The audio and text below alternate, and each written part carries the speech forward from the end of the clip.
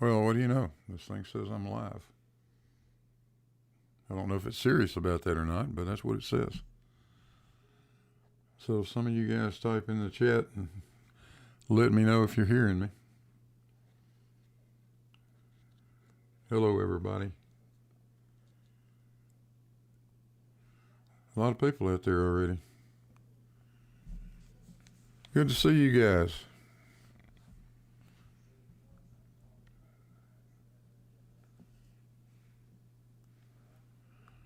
Yeah, I'm hoping I'm going to get joined maybe by George Natchik, maybe some other folks before it's over with. And we'll see how it goes. Oh, good. I am live.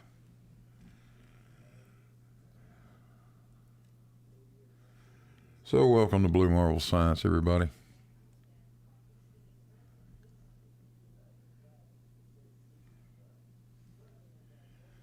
I thought we'd have a little fun this afternoon.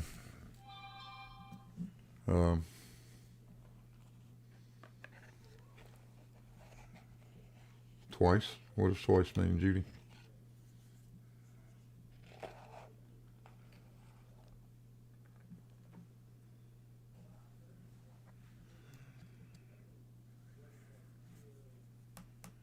Well, anyway, yeah, I thought we'd have a little fun this afternoon and talk about this very odd idea that some of the folks over on the Try Thinking channel have about level and horizontal. They don't seem to be able to sort this model of ours out to save their lives. I don't know why. Seems pretty simple to me. But we'll listen to a little bit of bits and pieces of a live stream that was done yesterday by those guys, and let you hear some of the derp. And I'll try to interject a bit in this and straighten out some of their misconceptions, if that's even possible. We've only explained this stuff about 1,000 times, and they don't pay any attention. But anyway, hello, Mr. 42. See you out there. Let me see if anybody's over in Discord at the moment. And nope, I'm all by myself. Okay. Well, let's see what we can... Hang on a second.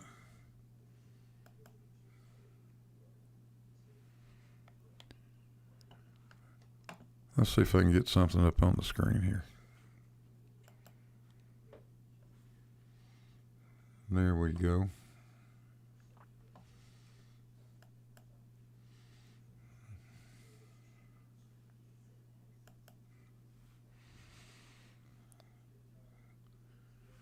So now you guys ought to be seeing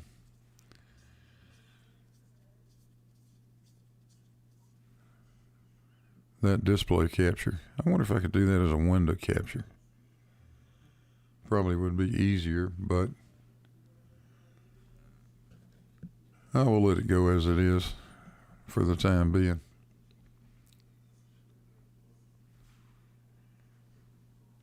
I know what I need to do, though. Let me do a little bit of rearranging here.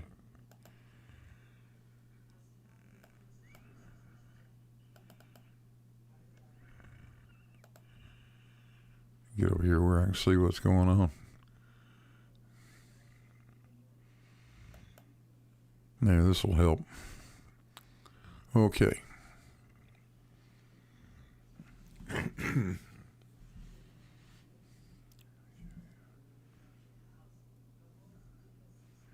I really should have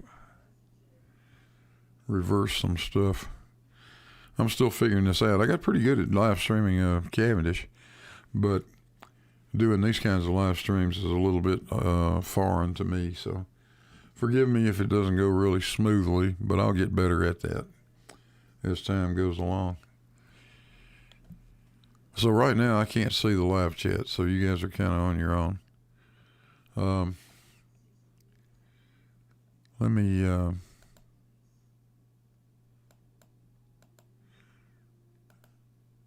just go ahead and let's play a little bit of this and see if you guys can hear it okay. Hang on a second. Maximize that screen. And let's see what this does. Reality.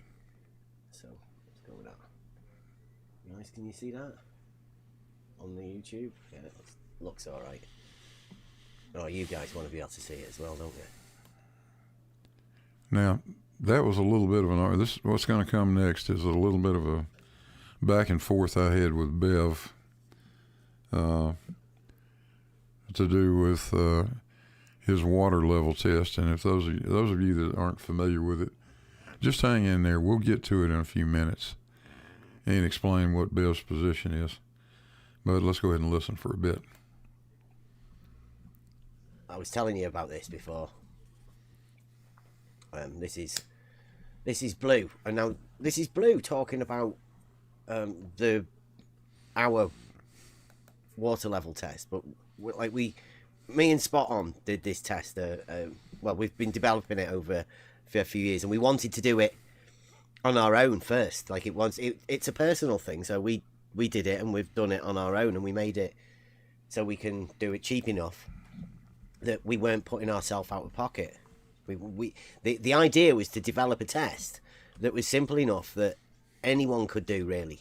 Well, let's not say everyone. It cost £100 for the equipment for this test, and then obviously it's not only you need somebody else to do it with you and all of that sort of thing. So the idea was us to develop a test. Now we did that in the summer last year, and there wasn't an awful lot of looking into it. Well, people have said quite a fair few things about it, but nobody's really looked into the test. And what Blue said today, I don't know why Blue's done this, but shout out Blue for bringing the test back up again.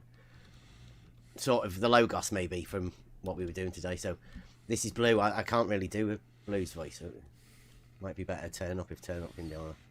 Redmond's quite good at doing Blue, isn't he? So he says, how many points do you need to define an arc, Bev? So it's just a part of a circle, isn't it?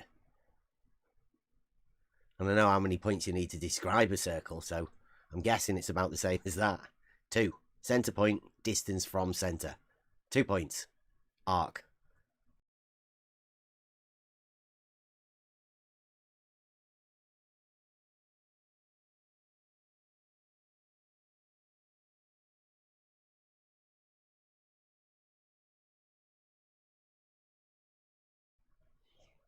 Blue says, I've got news for you.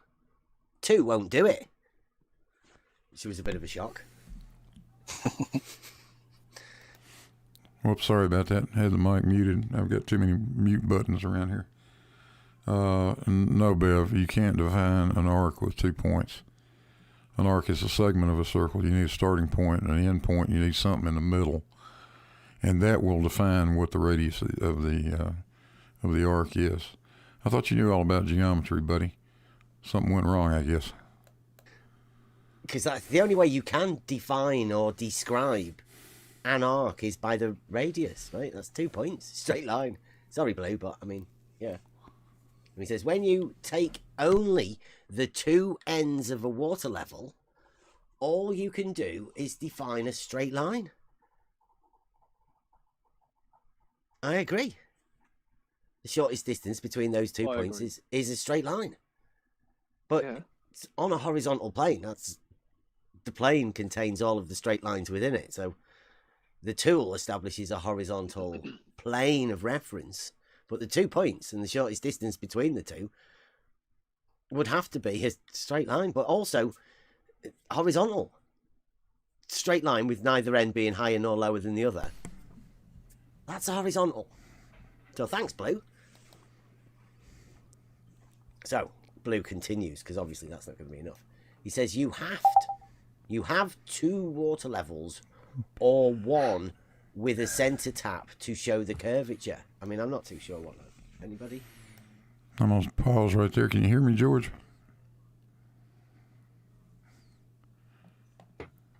Yeah, I got you, Blue. Hang on, I got a phone call. I'll be right with you. Yeah, okay. You have. All right, we got George joining us. TWO. You have 2 water levels or 1 with a center tap to show the curvature. I.e. Is he saying one from A to B and then another one with A and B with an upright in the middle?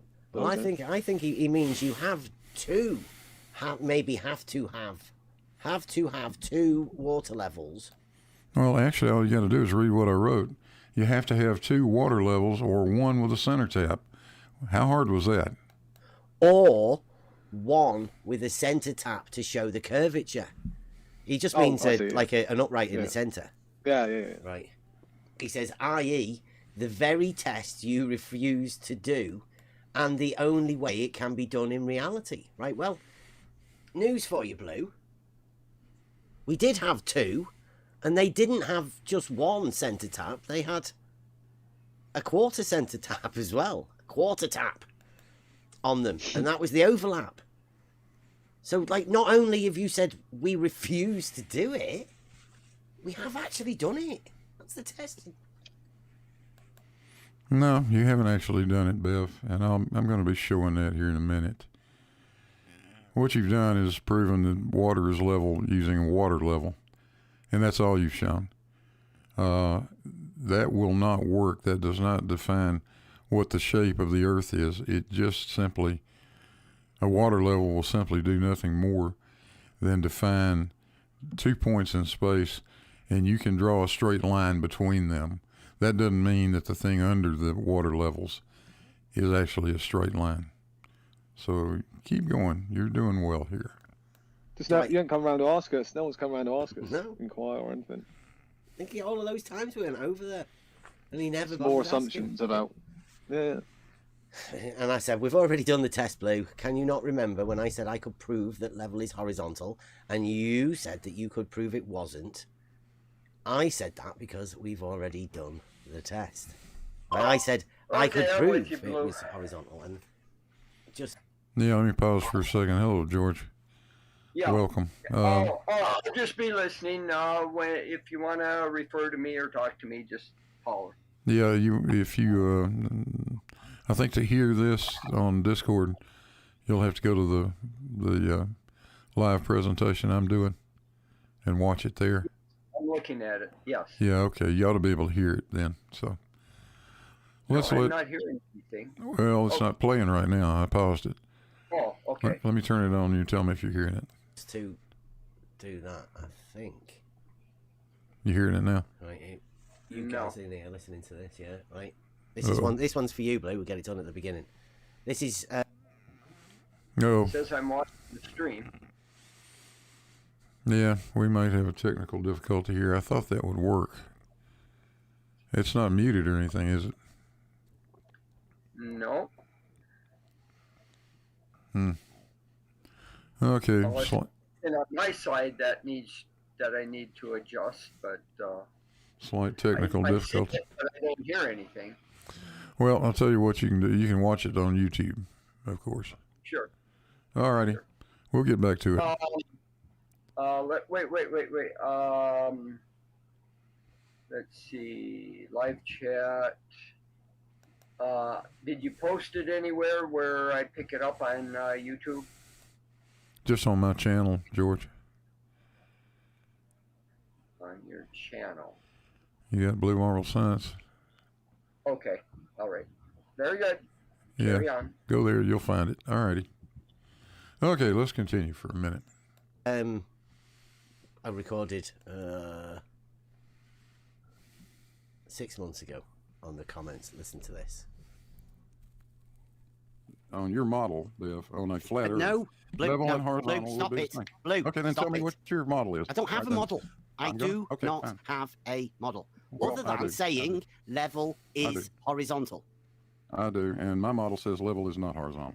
Brilliant. I say I can prove that level is horizontal. And I say I can prove it is not. Brilliant. There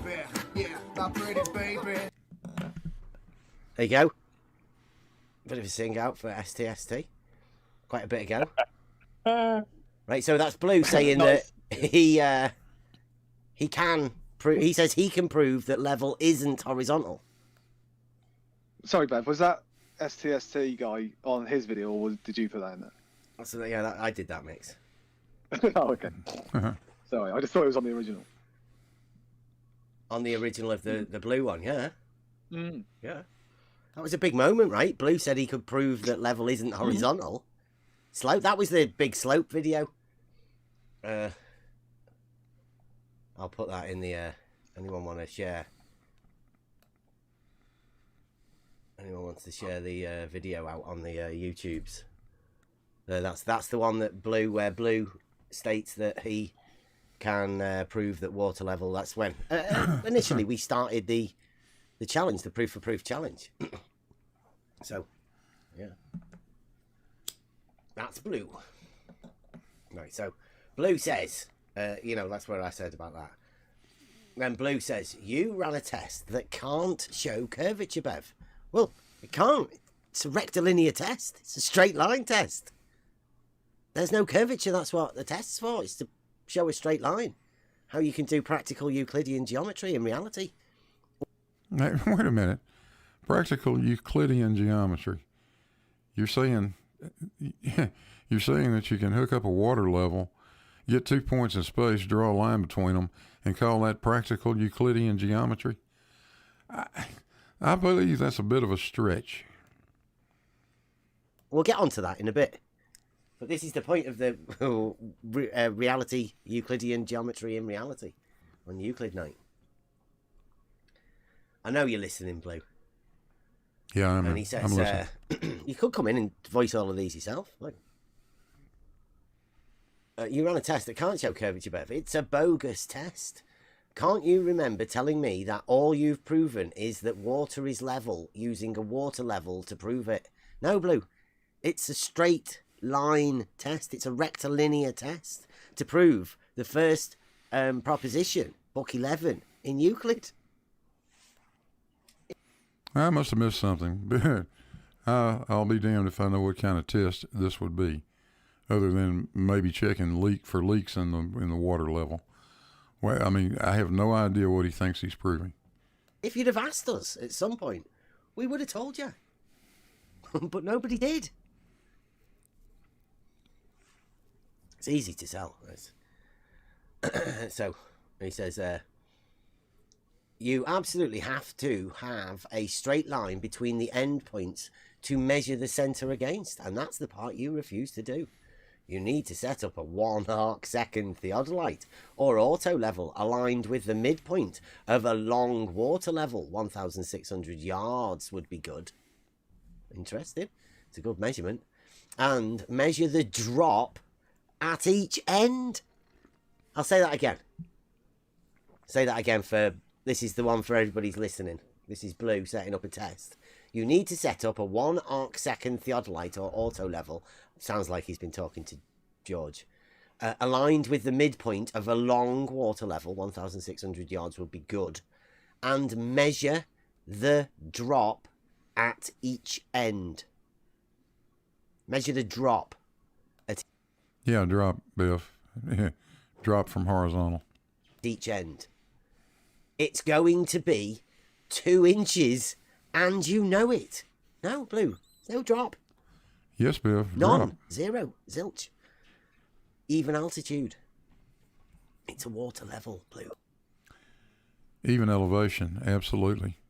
Every point along that water level will be at the same elevation. It will be at the same gravitational potential. That's what it will be. That is not a straight line, sir. You could also set your instrument at one end and align it with the far end and measure the centre, which will be 2 inches high. Double drop, high hump, 2-inch hump. Double drop, hump. Double drop hump. Thanks, Yeah. Blue. And Blue says, until you conduct a proper test, you have absolutely nothing other than a very stable logical argument that sort of goes to show that you've just said a paradox in that one sentence. You guys don't know what a paradox is. Jesus. All right, let's see what we can do about looking at what we're actually talking about. Now, hopefully you guys are seeing my AutoCAD screen. Bev's talking about water levels, and I've drawn these little symbols like this thing. If you can see the cursor on the left, let that be the vial at one end of the water level, and I'm showing 3 of them here.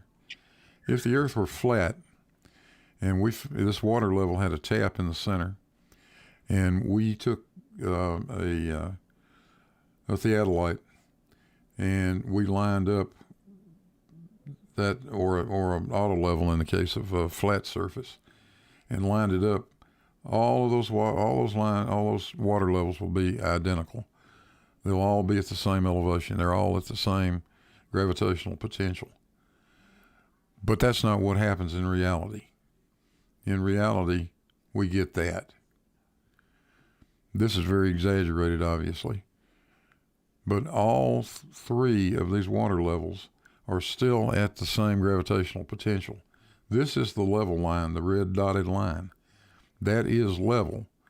If you line up now a theodolite, something where you can control the vertical angle, if you line up the first tube and the last tube, you're going to see that the center one is high.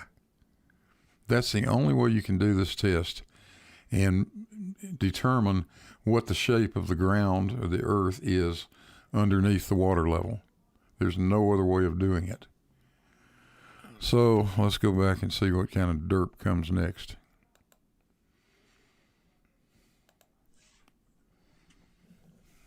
Uh-oh, not the paradox word. Yeah, it's a big hot topic at the minute. That's why we're going to go on to it tonight. I said it's just a rectilinear test done in reality using Euclidean geometric principles. Blue. Don't worry, it's only done as part of our Proofs in Reality series. Feel free to join the discussion about proofs and how we can obtain them anytime. Well, thank goodness it doesn't have anything to do with the shape of the earth, because you're going to fall flat on your face trying to do it that way. Which I thought that was a pretty good description of what we did. Right? Our test is like, how close can we get a proof? And can we do it ourselves? Cheaply. Oh, yeah, that is the whole point of it. Yeah. Mm. Simple test. Inexpensive. Repeatable. Yeah. Demonstrable. Verifiable. And you can pass it on to somebody else and explain it to them, and they can do it for themselves. You got a lot of bits here that work, yeah? And Blue has verified that is the correct way to do this test. Yep. Oh, yeah, we got that too, yeah. I've got McToon saying it as well, what we need to do. Apart from the bit about when they start going, you need to cite it, because everybody knows that's a joke. The Dark Shark was a branded product made by DP and the House of Ruhif. So Blue says, it isn't a test of any sort, Beth, other than maybe a leak check. Which is, I guess, one better than Slice Barcane. Right? Because we didn't have any leaks. We'd already done the leak tests. For like a month beforehand. Did loads of You mean you tests tested it before you brought it to the field? Absolutely. One of the Some first smart things thinking. you do. Yeah, yeah. Unlike what they did. Mm. We checked it first with a 100 metre water level to check all of that and did all of the preliminary tests. And then we scaled it up a bit bigger. Made it 400 metres. And Blue says, and I really hope you stick to this word, Blue says, don't worry, we won't let you get away with misrepresenting what you did. Good, Blue. I hope you do not misrepresent what we did. Because we come with some dialogue and we'll try and explain to you exactly what we did. Well, I'll certainly try not to misrepresent it, but so far, all you've done is set up a water level. And what we will be doing for the next time. Anybody else that wants to come and join us, feel free. It's just a test. Come and discuss it. Basic geometric principles, which we'll be going over tonight. Nicely enough. This is not the first time. Sorry. Go on. It's not the first time that Blue brought up this double drop hump. If you guys remember, a couple of months back with the Ligo Yeah. fiasco. You remember the canal? Yeah. The bet that there's a canal 2.5 miles long that runs alongside Ligo. I'm sure everybody knows that. Well, Blue says that it drops on either end by, I believe it was 4 inches. Yeah, and it was Earthworks. It was they didn't move dirt because they needed to save, but that was a no, that was something else with Yeah. Rakia. Yeah, that's a whole different issue. This was a bet that I initiated with him. I forget. I said, let's make it $1,000. I said, and he said, let's make it $10,000. Yeah, the bet was $10,000. The East Tube at Livingston is not level. It's 4 feet low at the bottom end. In fact, Essie, glad you brought that up. Let's see if we can find out. There you go. This is out of my video, but we can pull up the actual Ligo drawings, the as-built. This is the arm I was talking about. Can you read the elevations, guys? Maybe not. I'll read them for you. In fact, let me blow this up. That's the vertex of the tubes right there, where I've got my cursor. Elevation 64.12 feet.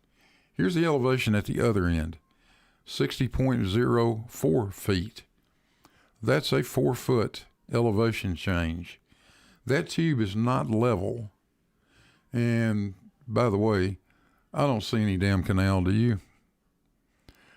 So just let me know how you want to settle up that $10,000 bet you just lost. And let's see if we can find where we were. Whoa. And this is the canal, yeah, the water in the canal bending 4 inches on either side. Yeah, So I imagine there would be a hump there as well in the center. Model afflicted. The drop turns into a hump. Yeah. Yeah. So anybody there want to go halfers? You want to make 5,000? You can initiate this test if you like. I'll authorize it. We'll go halfers. So I replied to Blue. I said, you don't know what we did or the Euclidean geometric principles involved in it because you've never asked. You'll no doubt try your best to misrepresent our test into your strawman representation of what you think it is anyway. I didn't know Euclid had a water level, Bev. I'm sorry. I must have missed it. And I put, have you checked that you're okay to do this with the council? Or maybe checked with Sly, Sparkane, to help and see if you're okay going forward with this. So. I love this part. Bev thinks I need to get somebody's permission to do something. That's hilarious. I was just checking with him. Because, I mean, sometimes people get involved in arguments that they're not really aware of the implications of where they're meant to be going with the certain arguments. So I was just checking if Blue's okay with that. Blue says, I know what you're doing, Bev, and it's fatally flawed. You can bamboozle your lapdogs into believing you've done a test, but you've actually done nothing to show the shape of the Earth. Quite right. It's just a straight line test, Blue. Just like you said. You're trying to figure out if a straight line is straight. I still don't get it. Maybe somebody can explain it to me. It does a straight line, so that's what we were doing. It's a straight line test. The first proposition in book 11. Solid geometry, reality geometry. That's why we do Euclid. Those of us who actually studied Euclidean geometry well before you were born, and anyone else that actually understands it can figure out your shared straight line segment is the flaw. Well, that's actually true, Bev. You were born in 1971, and I took geometry in 1965. Those segments aren't shared, and you've done no sort of test to prove that they are or aren't. Nathan got pretty upset with Ratchy when I took her apart. What's he going to do when I destroy your test? Maybe you should pre-apologize to him. I thought that was a nice touch. Pre-apologize. That's kind of like pre-assuming, I think. Blue's gonna do the Delusional, isn't it? Euclidean straight line test in reality. Good on you, Blue. I hope you don't misrepresent anything and can stick to your word. Oh, I'm trying not to misrepresent anything.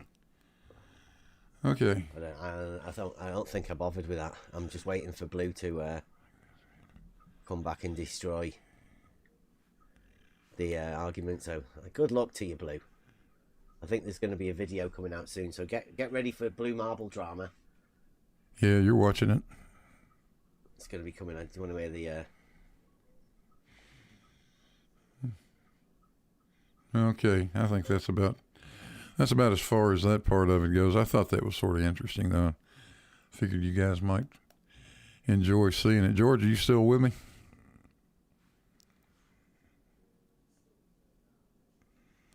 George is probably muted right now.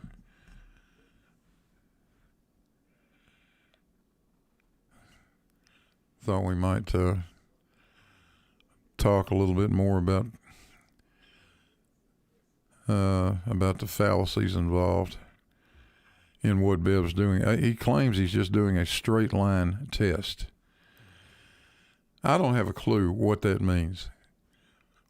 A straight line test. What is that?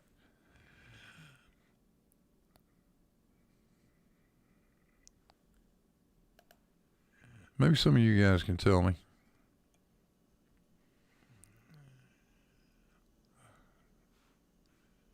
So meanwhile, George, you are you back yet? Yeah, I think George is on. He's got his mic muted anyway.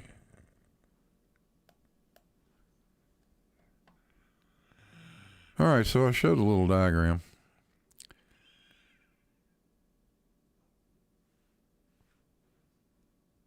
And, you know, we can go over that again.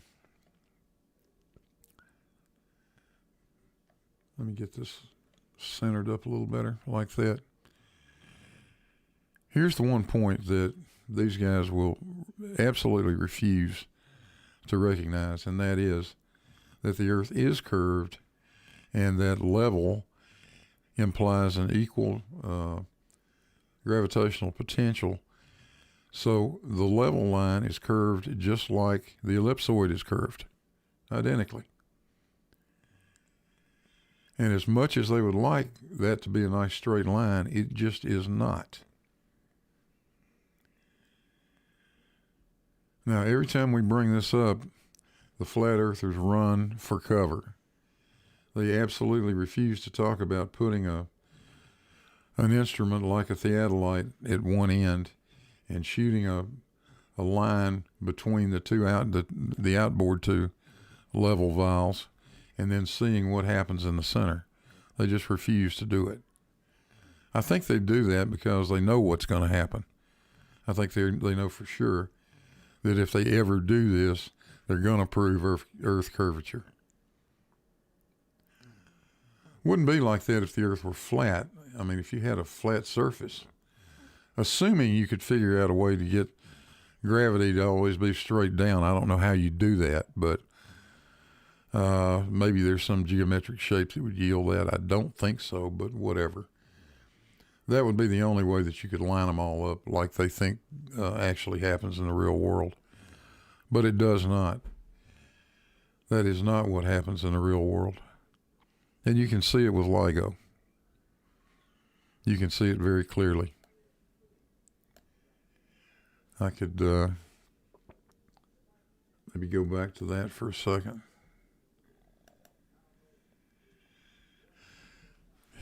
You don't really have to do anything other than just look at the numbers on this arm that's running east and west. The end elevations of Ligo are 64 feet, 0.64.09, 64.12 on the other end, but 63 feet in the center. That's because you're sitting on a sphere.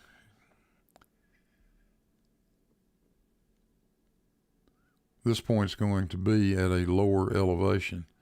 These elevations at each end have to be higher. That's the drop you're seeing. About 1 foot from the center to each end, down to a level line. an equal elevation.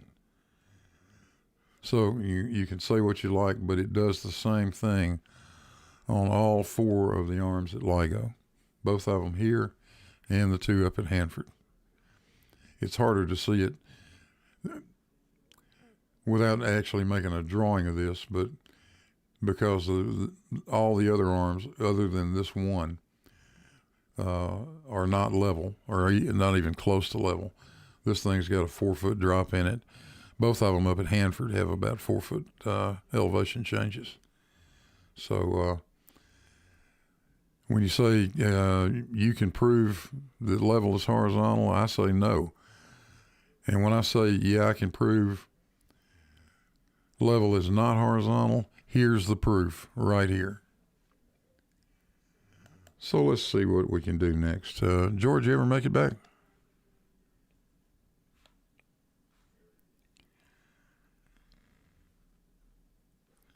I want to go out to about 101.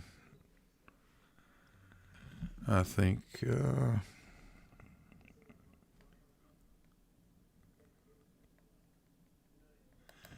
right about there.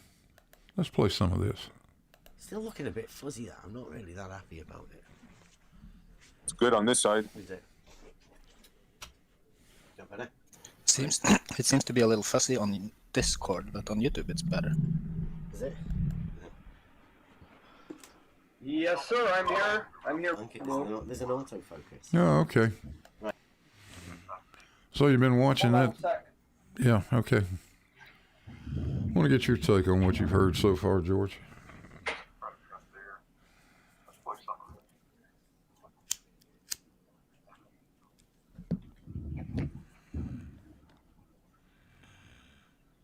Yeah, George is still watching the YouTube, so.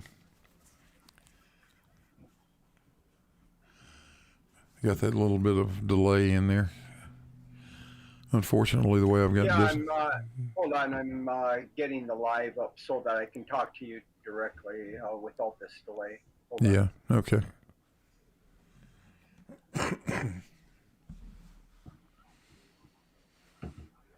Yeah, that way you'll be able to see what I'm looking at if we need to look at something. Yeah, there's a significant delay. Yeah. Anyway, I'm with you now. All right, good. What do you got any comments on any of that so far, George? Yeah, well, I mean, everything you said is correct. What I can add here is the difficulty that you're going to have in trying to sight up the auto levels, or not the auto level, but the water levels over short distances. You know, these guys like talking about 100 meters, or I think what Bev has something, his water level up to 400 meters, is it? Yeah, something like that. And yeah, and the only way you're going to be able to determine what kind of surface that you're on when you set up water level over any significant distance is you're going to have some test other than comparing the levels of the waters in the various vials or in the various risers, because as we know, water seeks its own level, as we always say, which means, as you said, that water will rise and adjust itself, equalize to a gravitational equal potential. And what that means is that the water height in the tube is a function of the gravitation acceleration field that determines that. And in essence, since the Earth is fairly uniform in mass, when you're considering these sorts of tests, that saying that the water will in the risers will all be at the same gravitational equal potential is the same as saying that they're basically all at the same elevation. The elevation deviations due to imperfections in the Earth and it not being a homogeneous uniform mass is so insignificant for this type of test with water levels is that we can say that a gravitational equal potential is all going to be at the same elevation.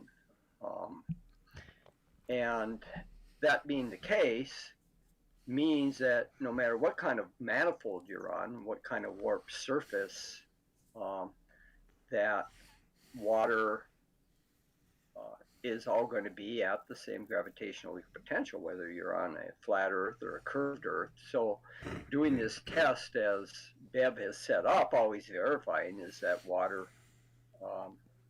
is all at the same level, at the same elevation. You can't differentiate whether you're on a flat Earth or a curved Earth by setting up water levels the way he did or is claiming to do.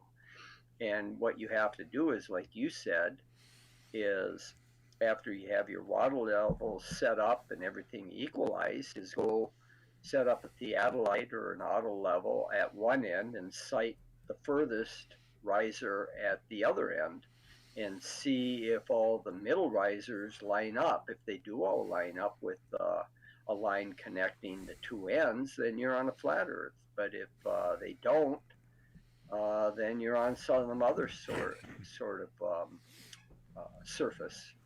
And of course, we know, and this has been done any number of times, this sort of test isn't unique to Bev. Many years ago, there have been some Swedish groups and other groups that have done long water level tests and shown that the water in the middle risers do appear above the line that connects the two ends, which shows the so-called bulge of the Earth. When you connect any 2 points on the Earth with a cord, that is a direct line that goes through the center of the Earth between the two ends, that you will always see anything in the middle rising up above those. And so you don't have to sight through the Earth in a test like this if you put your risers high enough above the Earth so that you can still see the ends without the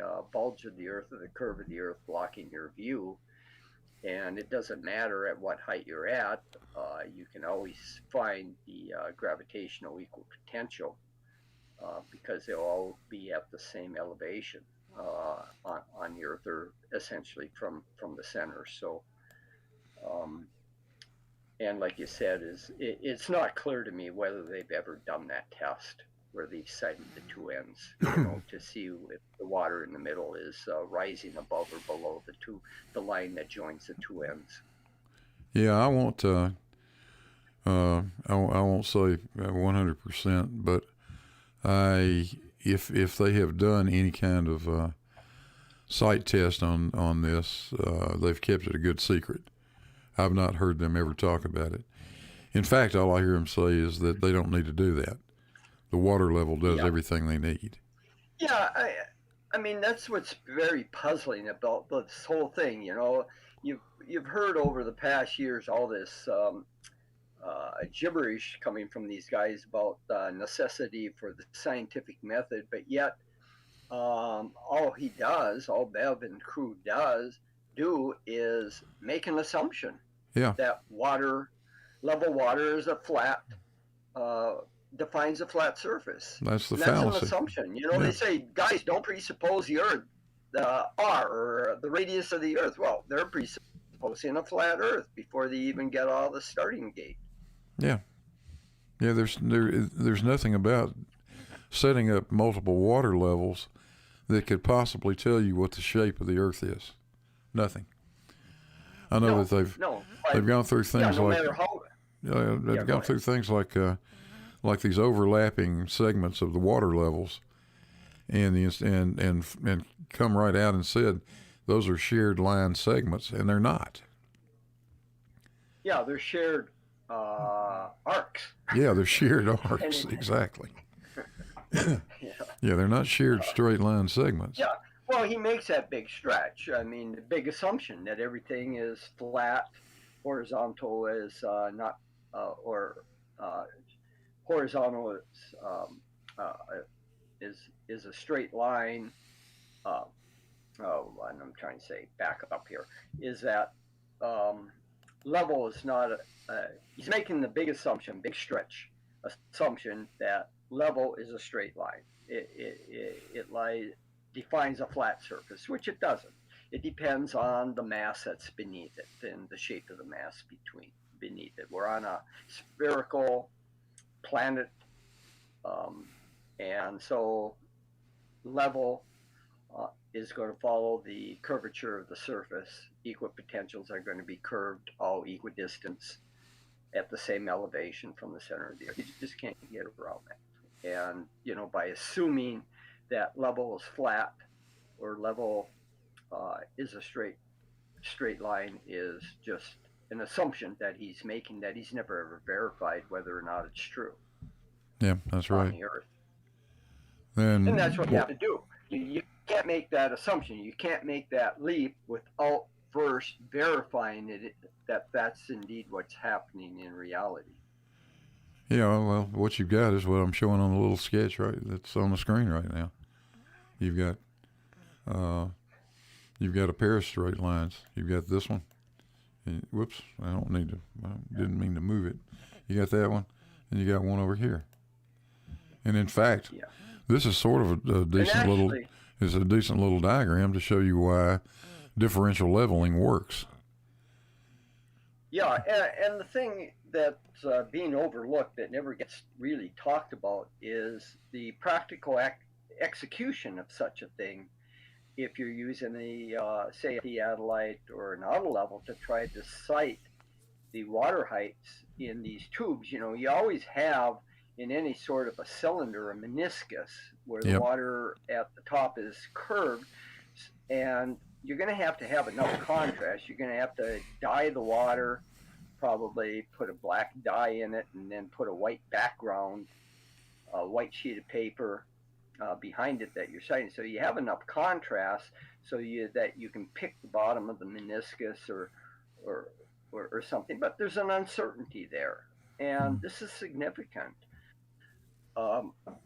because, say, at 100 meters, the best instruments that you're going to be able to use on this sort of thing that has an accuracy of 1 arc second. 1 arc second is 4.848 microradians.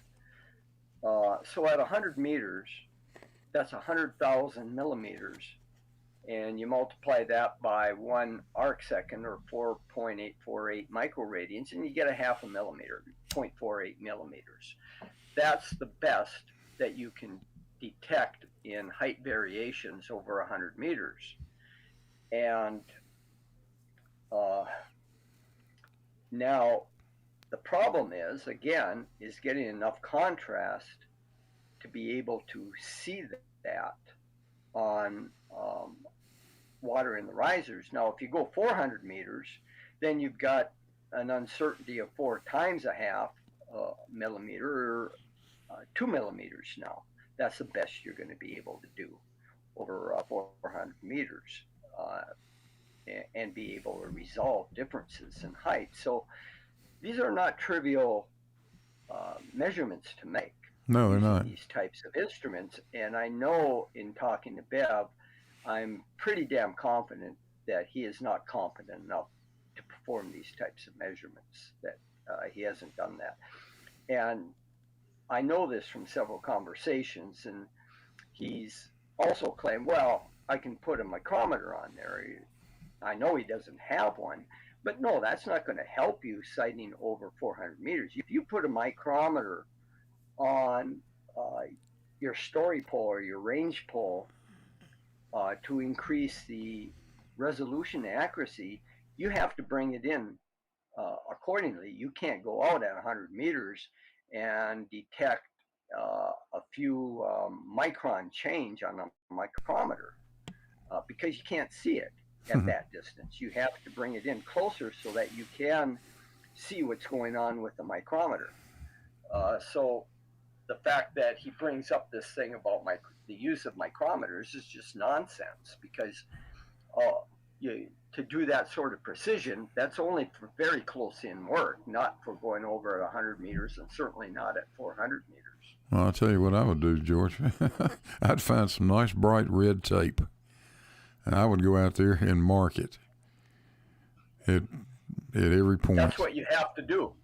Mark you it have like to go to each riser and mark the tubes with, like you say, red tape or black tape with a piece of paper behind it, so you have the extreme contrast that you can sight Yep.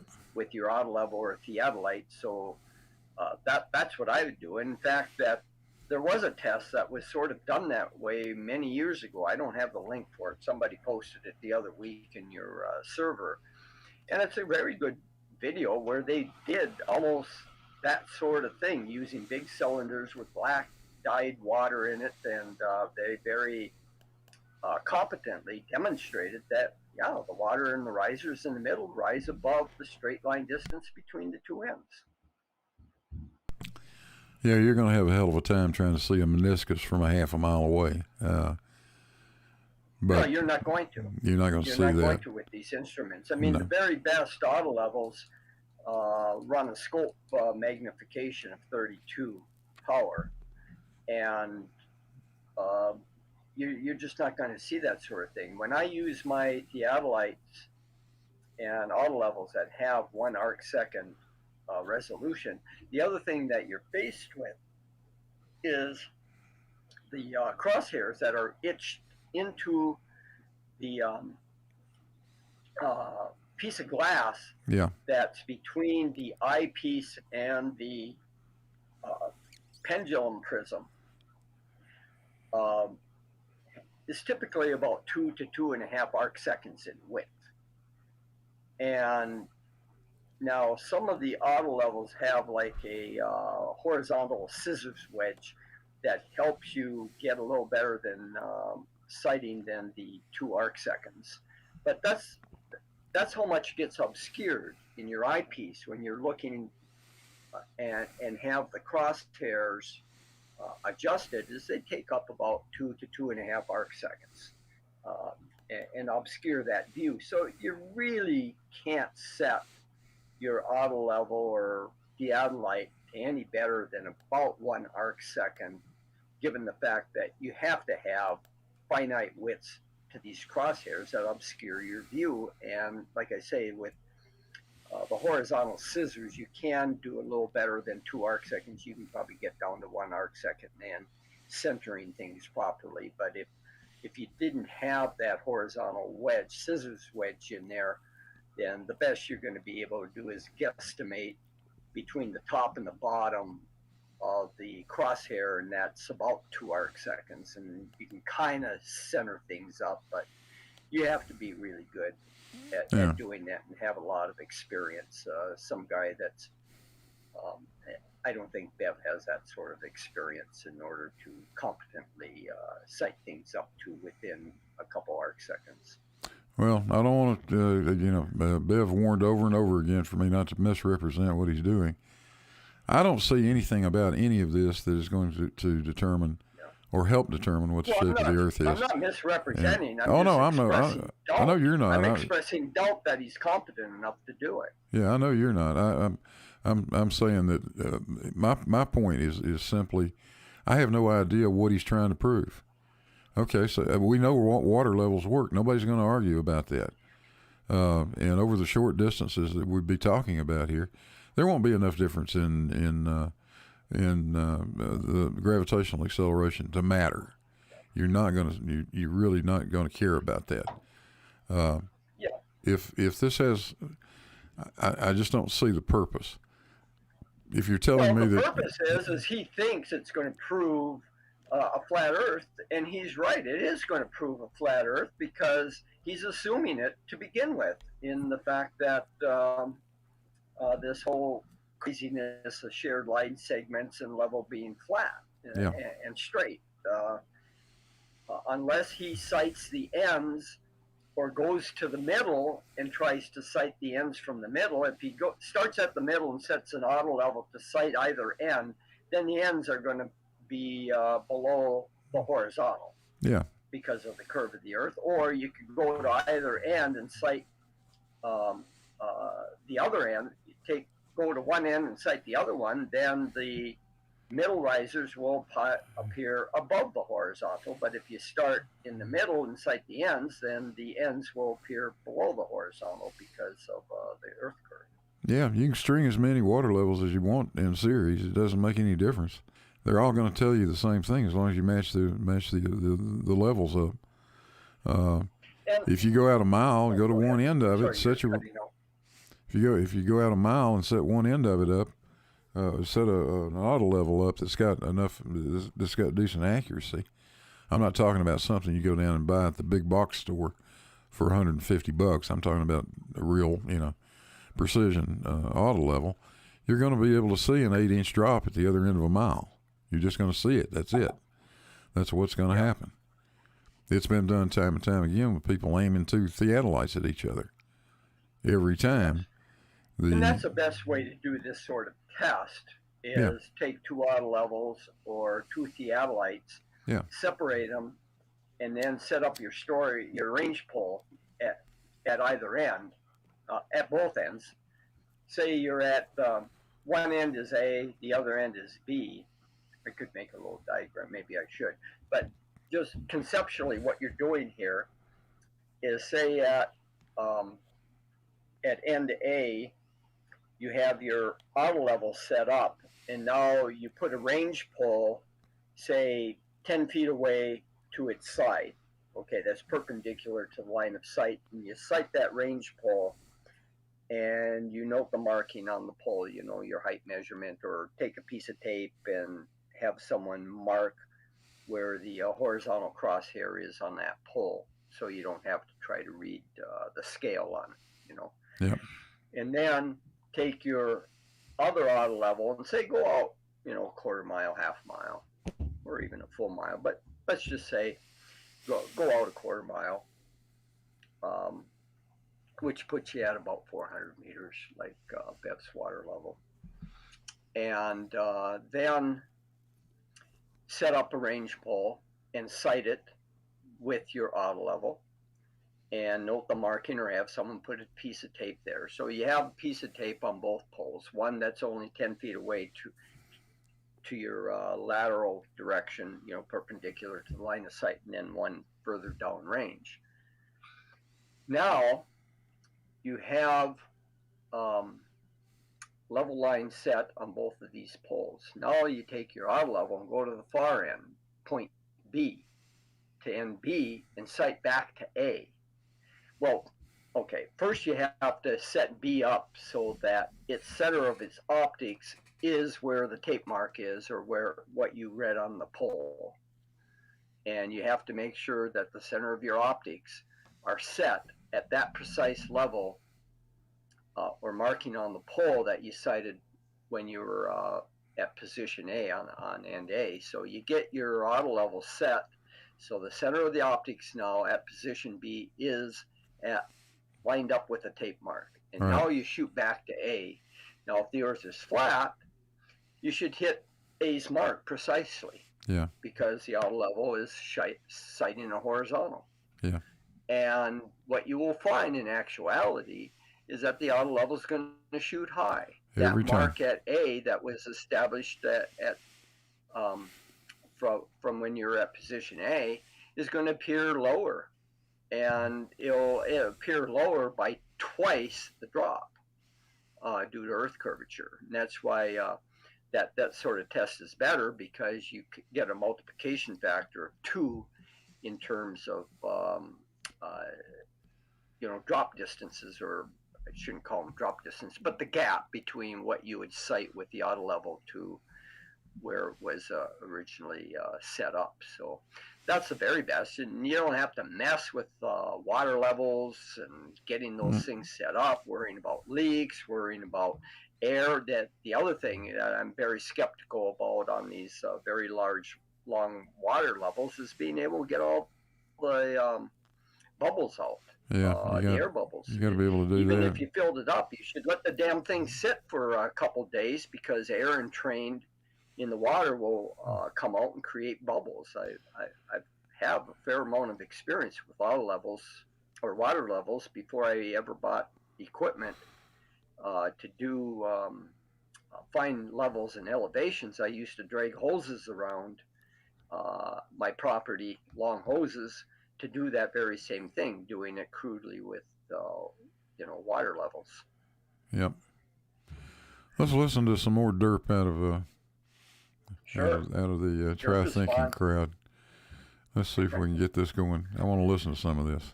Right, so if we have, here's a straight line. Now, if you measure a distance, let's see. If you're wanting to go from here to here, then you measure the distance across this horizontal plane. Because if you say that, let's say you go from here, like there, to here, that line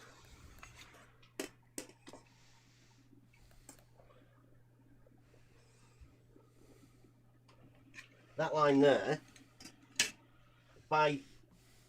because it's a right angle triangle here, this line would be called the hypotenuse, and the hypotenuse is always longer than this distance here, or one of the other sides. The hypotenuse is always the longest side, and it's always opposite the right angle.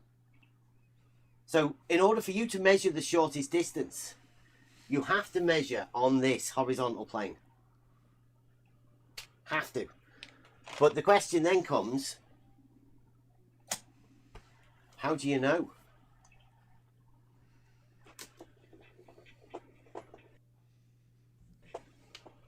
How do you know it's on this horizontal?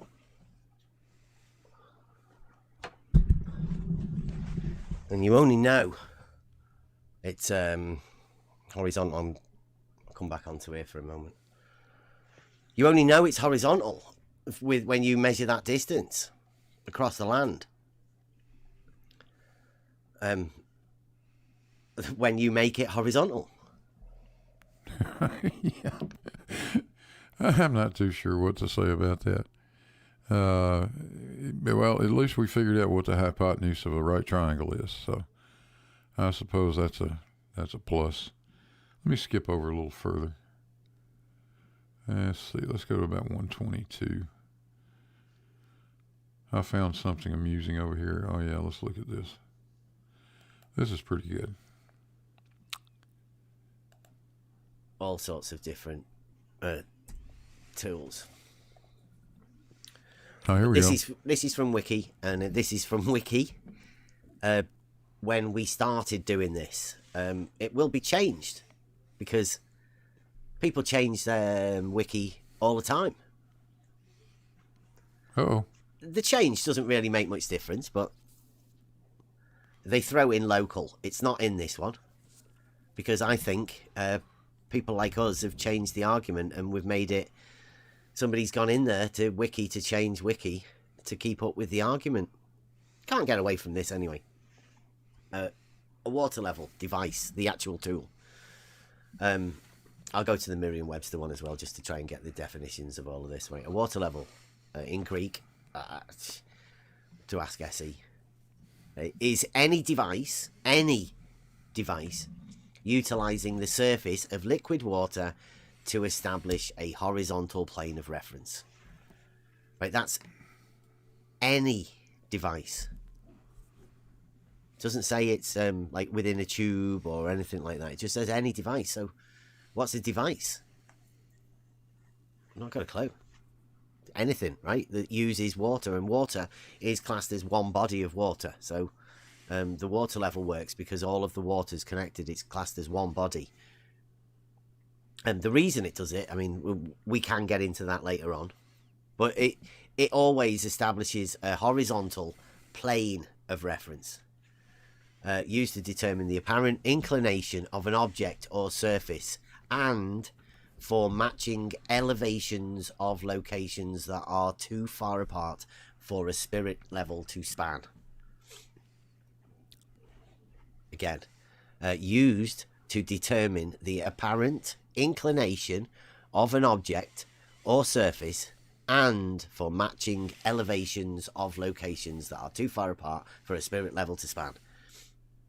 So it matches elevations Correct. over the distance, and just a further distance than a spirit level. So it will go further than a spirit level. Obviously, it's a bigger tool or whatever. So you have a water level. A spirit level's only quite small and used for really local things. So water levels for bigger than a spirit level. The simplest water level is a section of clear tubing partially filled with water. Water is easily procured for use and easily discarded after use. Clear tubing. It's pretty easy. We can do that. That's why Absolutely. we went for the water level for our straight line test. Rectilinear. The ends are held vertical and the rest of the tubing lies on the ground or floor. The water level at each end of the tube will be at the same elevation, whether the two ends are adjacent or far apart. So they're at the same elevation. Both ends, the same elevation. Well, both ends and anywhere along the middle, anywhere. The water level is always going to put you at the same elevation. Those elevations will not be in a straight line. Not one higher than the other. Same elevation. Just like Ligo, over 2.5 miles, that thing is a foot out of whack in the middle. Water levels have been used for many years. The water level is lower tech than the laser level, but it can be more accurate over a longer distance and works without a sight line, such as around corners. To avoid error, all of the water should be at the same temperature. And then other error include reading due to meniscus. Well, the meniscus is just a little tiny curve of the tube, but it depends how big you have your tube and how exact you want. But you could, they're connected bodies anyway. There's a few laws of connecting body, but this is a tool that we're trying to go through the definition. So this is what we're going to be using for the straight line test, rectilinear test. And so far we've got two ends that are at the same elevation. No matter where they are, how far apart they are, they will always be at the same elevation. Couldn't agree more. Absolutely well said, sir. Which they say is a horizontal plane of reference. And if you draw a line between those 2 points, yes, that would define a horizontal line of reference. Doesn't really define a plane. You need one more point if you're going to do that, but it does define a horizontal line of reference. So that's matching elevations on a horizontal plane of reference. Sorry, ballers, but they gave it up last night. We had Flat Earth Math that said the horizontal plane is only 2 microns. Big, that's how big it is. And I'll get the Merriam-Webster dictionary. Oh, good. I want to see that one. It is worth keep pointing this out because with this definition of level within Merriam-Webster, it says a device for establishing a horizontal line or plane by means of a bubble in a liquid. Well, that's a spirit level, right? Although it establishes a horizontal line or plane, it's talking about a bubble level. Number 2 says a measurement of the difference of altitude of 2 points by means of a level. Well, it said elevation, but altitude, the same thing. It's just above the floor. That also works, but this is the one we're more concerned about. It's number 3. It says a horizontal condition, especially equilibrium of a fluid marked by a horizontal surface of even altitude. Water seeks its own level. So this one here particularly is talking about a water level, the tool, establishing a horizontal plane, a horizontal surface of even altitude. Well, you know, there's something else that citation says. You notice that just says 1 of 3. Here's 3 of 3, Bev. Having no part higher than another, conforming to the curvature of the liquid parts of the Earth's surface. That's your reference, pal, not mine.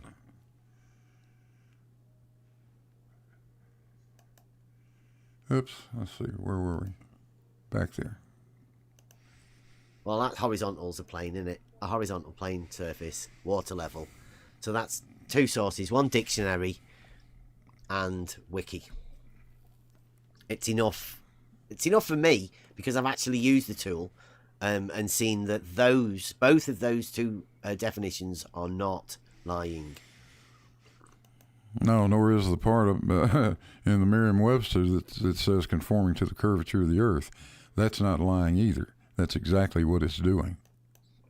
I would imagine it would be quite hard to get through a dictionary and wiki without making a falsehood. There's no mention of curvature at all. I think I just showed you that was not quite true. So let's see. George, you got anything at this point? Give the delay a minute to catch up, but it's sort of typical of the way those guys operate. They cherry pick what they want out of a definition, and use that. And oftentimes, if you just go a little bit further in their own citations, you find where it contradicts exactly what they're trying to tell you. Bev's trying to represent that as saying that it's all in a straight line. It's not. Level is conforming to the curved surface of the Earth, the curved surface of water on the Earth. Did you get back yet, George?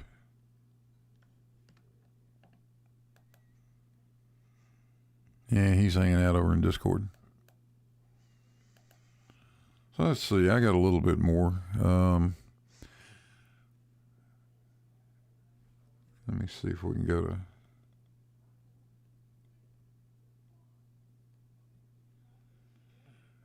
I don't know that any of this is gonna help us or not, but let me start playing right around here somewhere. He was going to come on Friday. He's busy schedule this week. Yeah, I find it So he might be amusing coming that round he tomorrow. omits anything having. I'm sorry. That's okay. Go ahead. I got it off now. We're good. Yeah, it's amusing that they omit and yeah.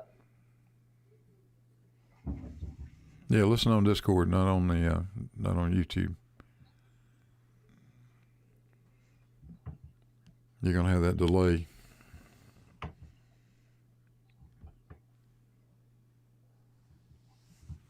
Yeah, just unmute yourself on YouTube on Discord, George.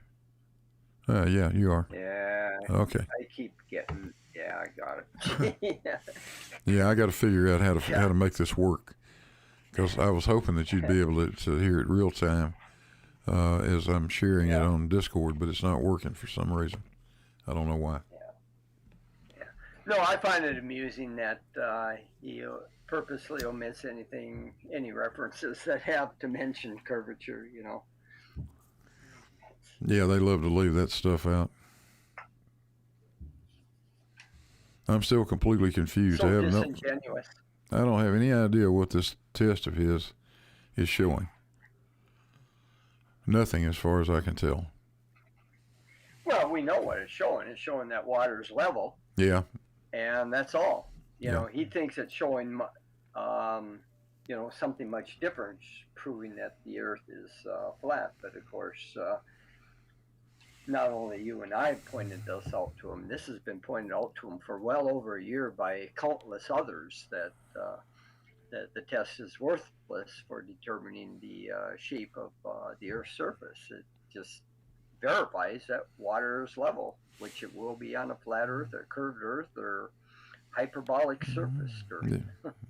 Yeah, unless you've got some other, you've got to run, you got to do something else to see what the shape of the Earth is. Now, LIGO does that pretty handily. Yeah. You see it very clearly on LIGO, but there you've got a perfectly straight 2.5 mile long steel tube. Yeah, I mean, LIGO's basically a high-tech version of that force the line test that Exactly.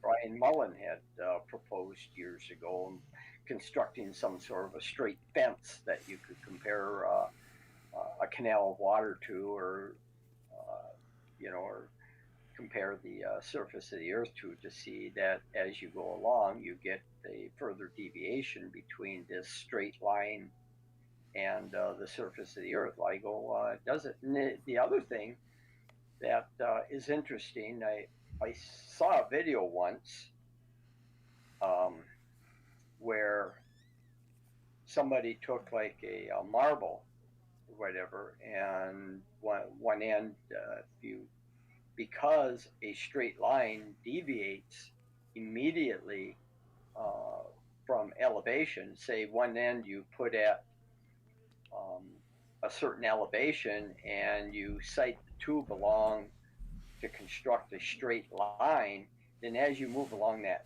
tube, you are no longer at an equal potential and you are no longer level. So as you go further and further along the tube, you are gaining elevation.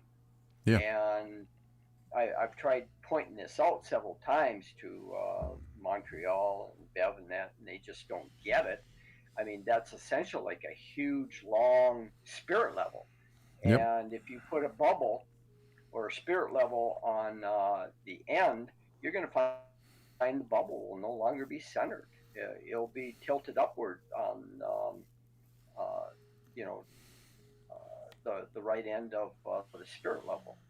If you go out far enough, you can't do it over short distances, because Or you just won't see it. spirit level, it just isn't sensitive enough. You No. have to have a vial that has a effective curvature of about 90 some feet, a radius of curvature in that vial tube, in order to start detecting 5 arc seconds of tilt.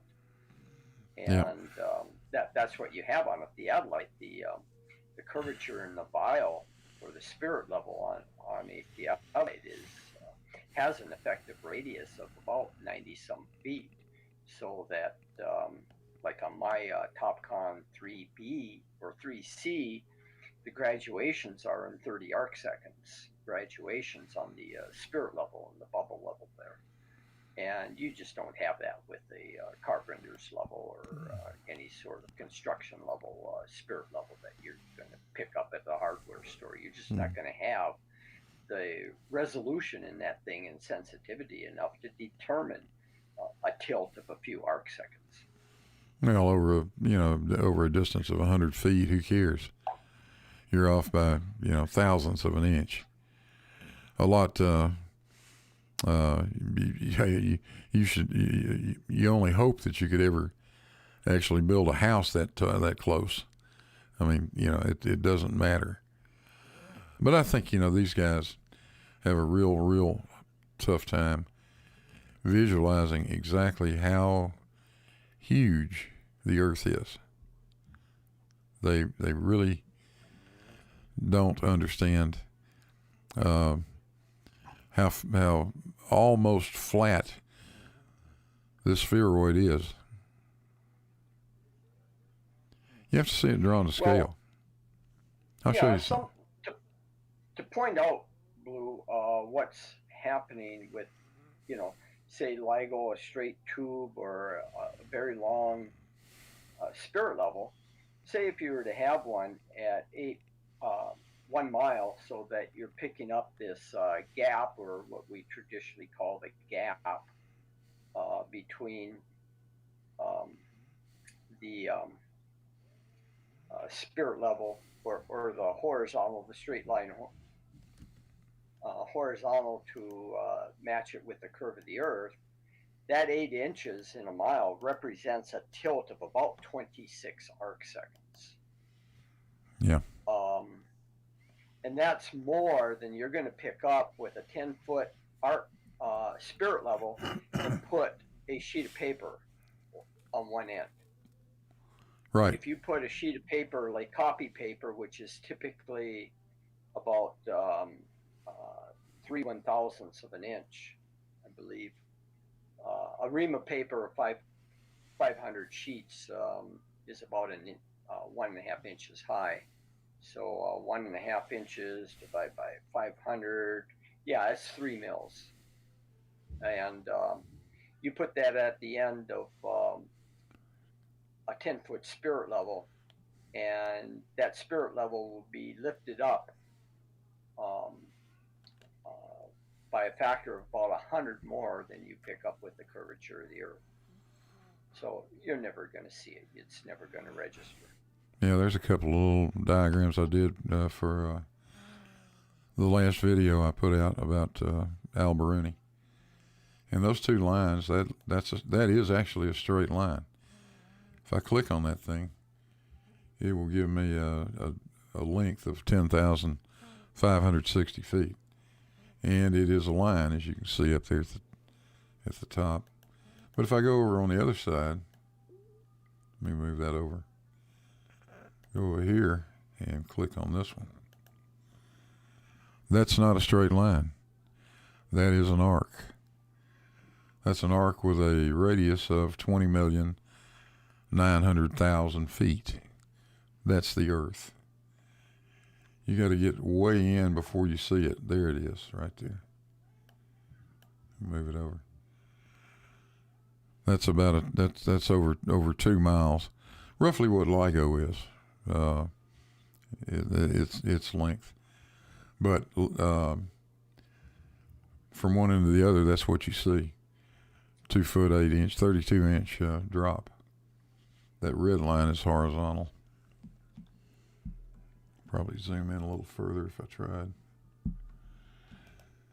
Get AutoCAD to cooperate. There you go. That's a line, straight line. That's the arc right there. That's what they have a hard time with visualizing, I think. It's just too slight.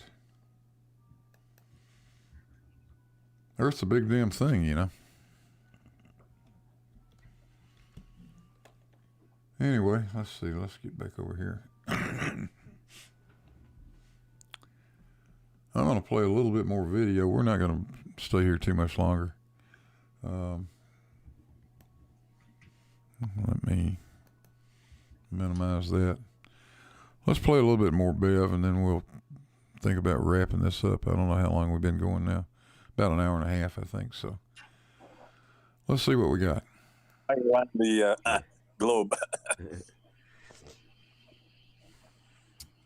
Yeah, I don't know anybody else, and I'm not too sure what exactly will happen tomorrow. But the developments obviously are Blue, who's making a video about us, and I think it's got something to do with Rakir's Bridge, which I've asked him to make sure he's allowed to do that sort of thing. I would hate to see Blue getting into trouble with the bigwigs for the Globe Council. Think about it twice, Blue. If it's on Rakir's Bridge, I'm telling you, think about it twice, bro. The Globe Council. I love it. These guys have got an active imagination, don't they? Yeah, and come Monday night, that's exactly what we're going to do, Biff. We're going to go through your dissection of what Soundly and Jesse Kozlowski put together a year ago, something like that. We're going to go through that and try to explain some of your misconceptions. But anyway, let's continue with this. Jesse's done a runner. You don't want to be bringing him back. Like, Jesse doesn't want to come back. Like, yeah, you're good. Like, I don't mean it to sound like a threat. It's like friendly advice, like type of deal. Yeah. You sure you want to get into this? I don't want this to be misunderstood, like type deal. Yeah, I don't like it. There are people have been and gone, and they've left the arena because of this very thing, Blue. I would hate to see you not around here. I mean, who would look after George?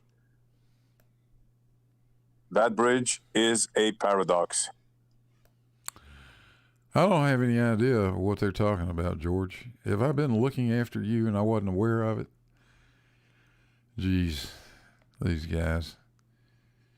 But that's the level of backhanded insults they like to toss around. I think this is, this is what I wanted everybody to have a look at. If anybody can figure out what the hell Bev's test is about, including you, Bev, if you can explain to me what purpose it serves. We know that straight lines exist. We understand water levels work. I have no idea what you're proving with that. But while you're at it, why don't you do something that might show what the shape of the surface underneath the water level actually looks like? Wouldn't be hard to do. Wouldn't be hard to do at all. Well, I shouldn't make it like, I shouldn't say that. You'd have to be careful doing it, but it's to me, getting the water level together is a harder thing to do than making the measurements. Once you get that out there and get it set, if you've got the proper instruments, you shouldn't have any trouble with it. So I look forward to seeing what you come up with.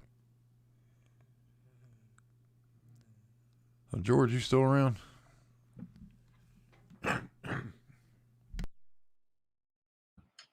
Yes, sir. I'm here. Well, I don't know that there's a whole lot more that we can say about this. I'm at a loss. There's something I'd like to add just to reinforce this whole idea of spirit level. Say you have a 10-foot long spirit level, and you have a perfectly flat, say, surface, 10-foot long tabletop that's perfectly flat, and you have it established level according to one side or one edge of it, and you set your auto or your spirit level on there. The amount of tilt that you're going to pick up, or that you're going to get with the spirit level compared to the drop of the earth, to account for the drop of the earth, which over 10 feet is going to give you an angle of about 28 microradians, about 6 arc seconds, 5.9 arc seconds. And that is the equivalent, like I said, of taking one sheet of copy paper, which is 3 mils thick, and putting it under one end and of that spirit level, and that angle that you pick up by lifting one end by the thickness of the sheet of paper is equivalent to the drop of the earth over 10 feet. The drop of the earth over 10 feet is going to be about 5.16 arc seconds. By putting a sheet of paper under one end, you're going to pick up 5.9 arc seconds. So there isn't any way. You have to ask yourself, can I detect the curvature of the earth using a 10-foot long spirit level? And the only way you'd be able to do it with that spirit level is to demonstrate to yourself by propping up one end with the thickness of copy paper, one sheet of copy paper. Can you see the bubble in the vial shift or change? And you won't be able to with any of these spirit levels. It isn't going to register that tilt that's caused by adding one thickness of copy paper on one end to tilt it up. That's what you have to have, that sort of sensitivity on the 10-foot spirit level in order to pick up the curvature of the earth at that distance. Yeah. I'm done. Yep. Well, I'd love to go back and do some shout outs for the super chats that came in. Brad Wigner's the only one I can see. I know there were some before that. I absolutely appreciate it, but I don't know how to go back any further in YouTube. So if somebody knows a trick that I don't know, because I can't scroll up any further. I know there must be a way. I just don't know what it is. So I'm sure somebody will tell me.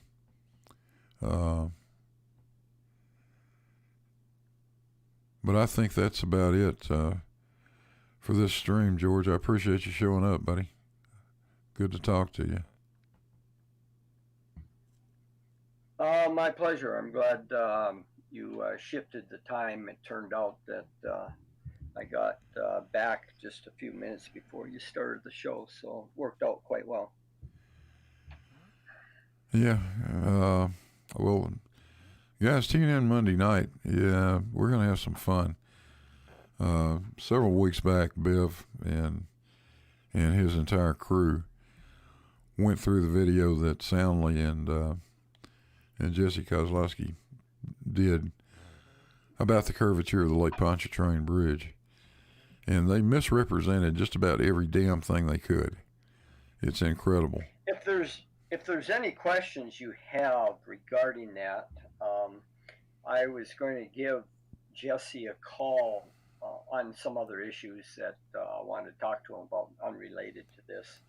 I have one his auto levels, and I needed to get it back to him.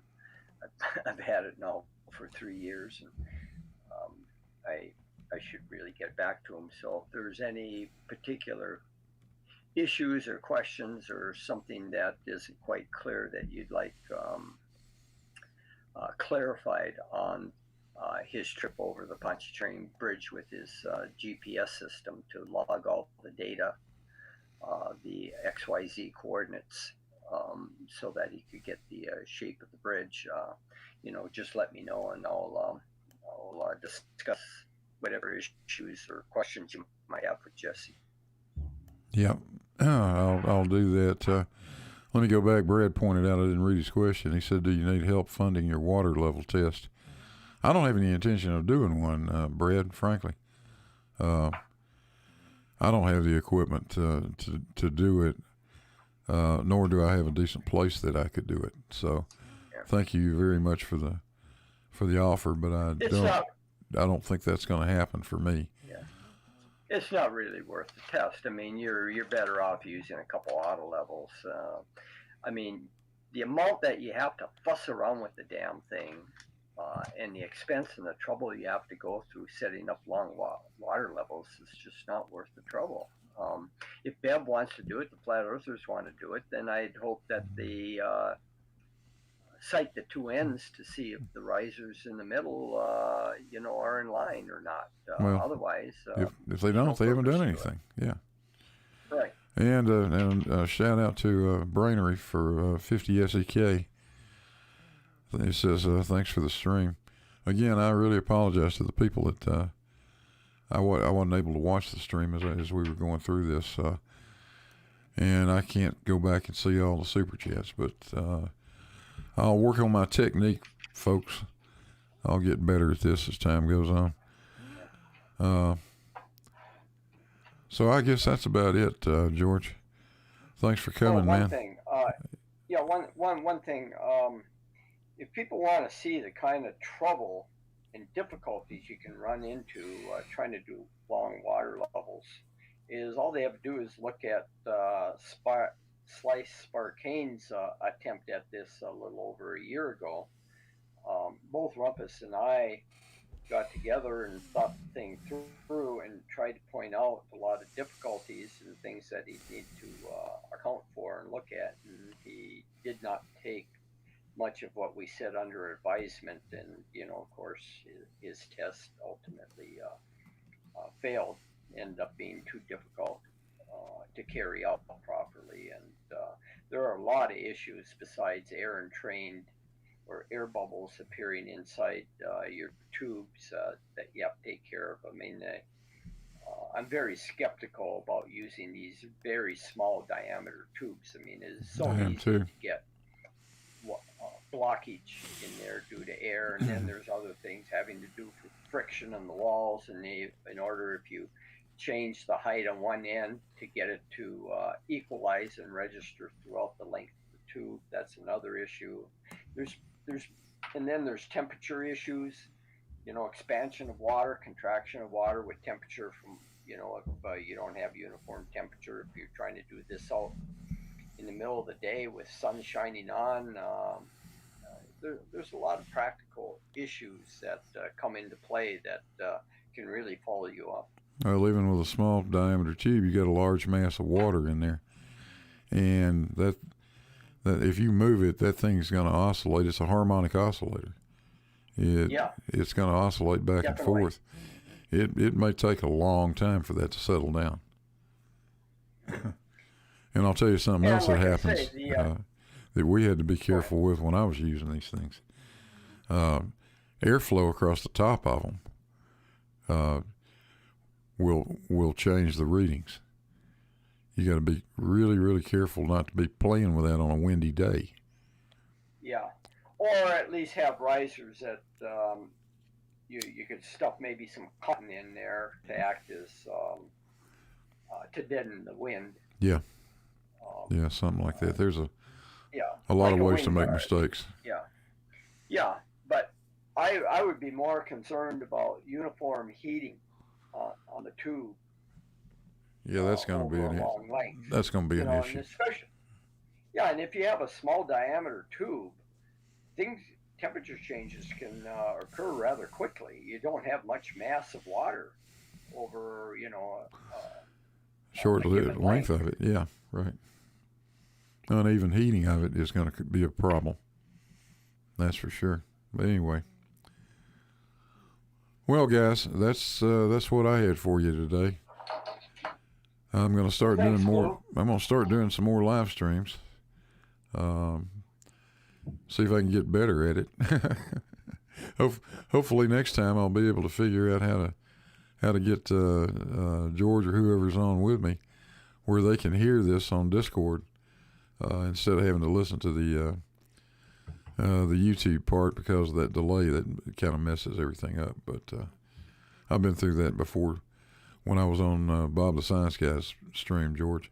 Same thing, except I was you and having to listen to the live stream, and that's a kind of a pain in the neck. But we'll get it fixed. Well, anyway, you guys, let's see if I can figure out where the stream is. I'm going to shut everything down. You guys have a good one. We'll see you on the next one. Yep. Con and I send everybody our regards.